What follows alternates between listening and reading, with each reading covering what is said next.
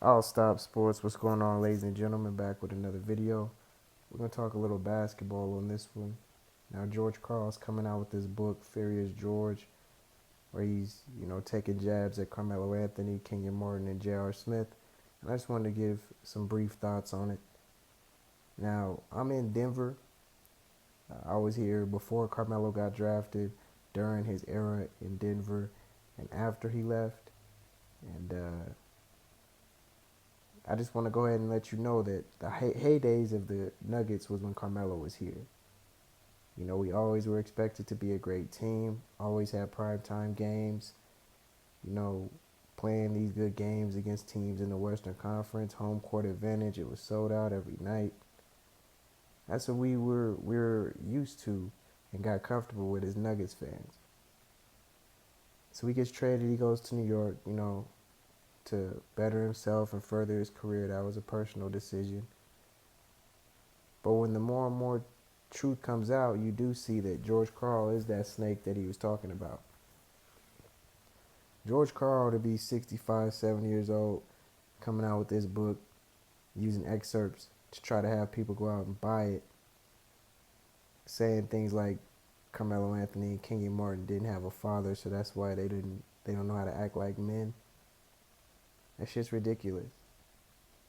But then J.R. Smith's father was around too much. Carmelo was a user of people. Carmelo didn't like defense.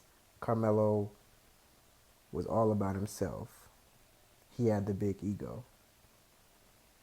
Kenyon Martin, growing up, was called Yellow Boy. People made fun of him because of his speech impediment, because he stutters. These are excerpts in George Karl's book. Just too many personal shots. Talking about J.R. Smith's posse. Here we go with that word again. Just too much, man. Like, for guys that you should have been in that locker room winning with, it's one thing to critique and criticize a player's performance on the court. Effort in practice, things of that nature. Things that other players can criticize you for as well. But to take personal shots at guys that are in their early to mid-20s, it just shows how immature George Karl really is. Now let's talk about George Karl, the first coach to lose as a number one seed to the 8th seed when the Nuggets beat Seattle. The guy that had Anthony Carter inbounds in the ball in the Western Conference Finals, and Trevor Ariza stole it and laid it in. It cost us that game. Game 1, I believe. Boogie Cousins having issues with him last season. Rajon Rondo having issues. Kendall Gill, Ray Allen, Gary Payton, Shawn Kemp. The list just goes on and on and on. And what he wants to do to try to promote his book is take personal shots at people. But none of these people take shots at him. You don't hear Carmelo bashing him.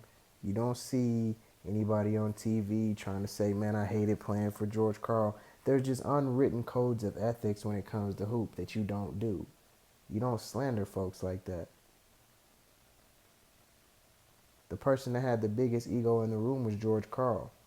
Kenyon Martin said on Undisputed that George Karl would walk into the locker room and wouldn't even speak to anybody. Wouldn't even speak. Walk by, walk past everybody. He said he didn't have a relationship with him. Now, as a coach, your job is to not only coach, but be a mentor. You're supposed to be a teacher as well. Help guys mature and improve to becoming better men. Not ridicule them or use what you've seen negatively in their behavior to slander them 10 years later.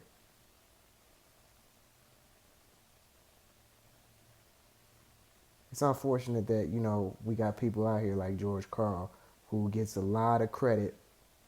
He's won X amount of games, yada, yada, yada. But no player says they want to play for him. He has no championships to credit all his victories.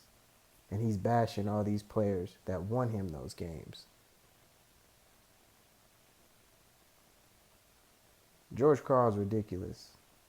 I just wanted to give some brief thoughts on it. This all stop sports. We out.